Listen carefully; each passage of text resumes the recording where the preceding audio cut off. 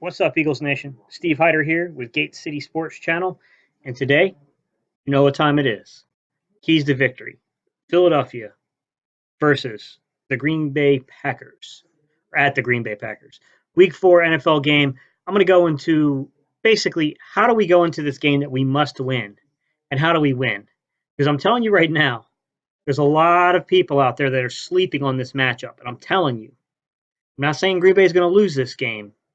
But I'm saying the Eagles are a hell of a matchup for Green Bay. They're going to have a very difficult time trying to slow down our offense, as good as that defense is, because we match up very well against them.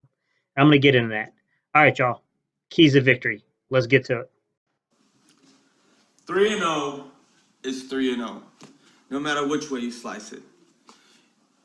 You got to beat the teams that are on your schedule. We have had a cupcake of a schedule. Yeah, you have had a cupcake of a schedule. And when you get to Philly, we're going to show you how sweet you are. That's all I'm going to say. All right. Keys of victory against the Green Bay Packers, guys. Here's the deal. There's been a lot of hoopla about Aaron Rodgers. But I'm here to tell you that despite what people want to say, Aaron Rodgers has not been good. You can say, oh, well, he's played good defenses. By the same measure, we played good passing offense. Pretty much, I think all three teams we played so far in the top 12 of the NFL in passing. So if we can't use that excuse for our cornerbacks, they can't use that excuse for Aaron Rodgers. Aaron Rodgers is still Aaron Rodgers at the end of the day, and something's not working out there right. With that said, their defense is very good, and I'm going to jump into how do we go into a hostile environment like Lambeau Field, and how do we beat them, and why do we match up so well? And it has to do with the type of players we have and the personnel package we run and the type of system that Green Bay wants to win. Because if you want to know what I think is the ultimate key to defeating Green Bay's defense, it's to force them back into their base package. If we can get them back into their base package, they're in a lot of trouble. And that's what I want to get to. So hang on, I'm going to show you something. Okay, what we have here is the Eagles lined up in 11-man personnel. 2 wide receivers at the top, 1 at the bottom, tight end on the close side of that, and then you have your running back to the side of your quarterback. As the ball gets hiked, I want you to take just a quick turn and look and watch what Dallas Goedert does and how important it is to have a tight end like that. Tight end starts off with a good conversion. Here's Adams, spun around. Okay, did you guys see what Goddard did? How he picked up that incoming, how he filled that hole? I mean, this is the beauty of the Philadelphia Eagles personnel. And this is why it's such a shame that we haven't been healthy this year, because we're really, really a dynamic offense when the pieces are there. Getting Goddard back and getting Jeffrey back this week is a huge, huge deal. Because did you notice on the bottom of that formation was Goddard and Jeffrey? You can say that's 11-man personnel, but as big and as it's strong as basically Alshon Jeffrey is, it's almost like being in 12-man personnel. He can go and move a cornerback down to the end zone if he wants to. He's that strong. I'm telling you, we have the playmakers in the backfield this year that we didn't have last year. Okay, Howard, Sanders, and Sproles are way more dynamic than Wendell Smallwood and Josh Adams. Everyone we had that committee crap we had last year, and that's going to be a big deal in this game. And when you get a defense like Green Bay's, it's lining up with 5 to 6 defensive backs on the field. We can really take advantage of that. And we're one of the few offenses in this league that can punish Green Bay for doing that. And that's what I'm looking at as one of the keys to the game for tomorrow. Okay, if you take a look at what is pictured here, you have Green Bay in your prototypical dime defense, where they're going to have 6 defensive backs. I pointed out 5 of them, but there's a 6th one missing. Then you have 3 defensive linemen with their hands in the dirt and 2 linebackers. Watch what happens after the snap. Trubisky, who started 0 for 2 under pressure. So did you guys see what happened there? Green Bay gave Mitchell Trubisky 6 men in the box look. He looks out there, right?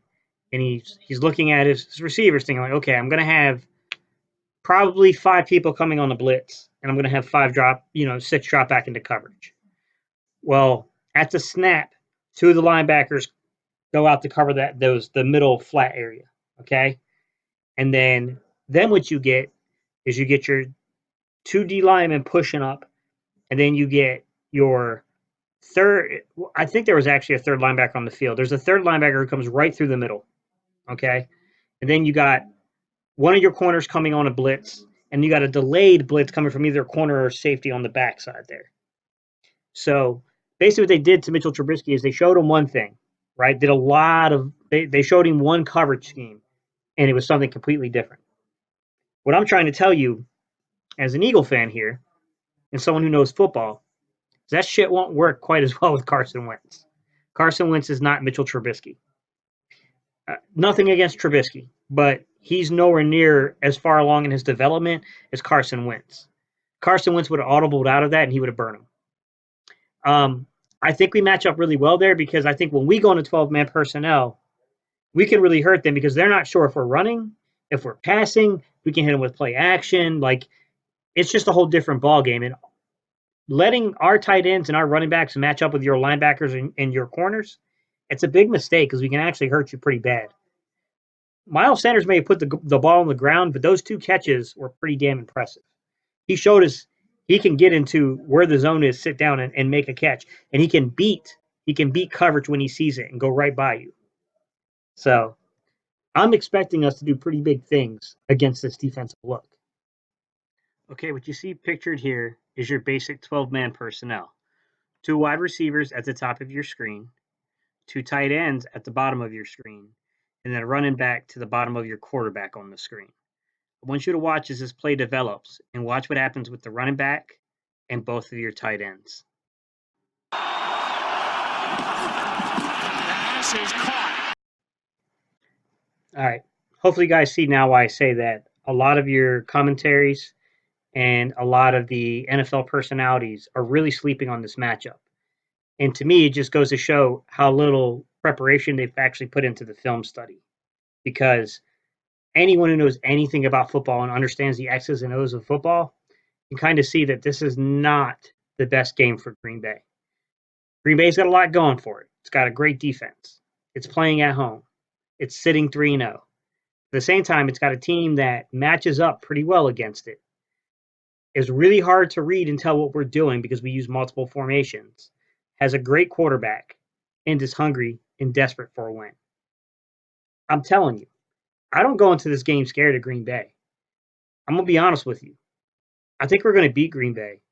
And I think if Green Bay really is forced to get back into its base defensive packages to stop us, and if Aaron Rodgers just cannot provide them enough support, they're in trouble. They're in a lot of trouble on their own field. Now, look, I'm not going to go ahead and say the Eagles are going to rout the Packers just because at the end of the day, it's still Aaron Rodgers going against our secondary. However, I am kind of looking forward to see how our secondary does. This is a chance for these young guys to really prove that we don't need Jalen Ramsey and that what we have and what we need is already on the team. Because Sidney Jones, Russell Douglas, and Avonte Maddox are really going to get a chance to prove that they are the future of this team.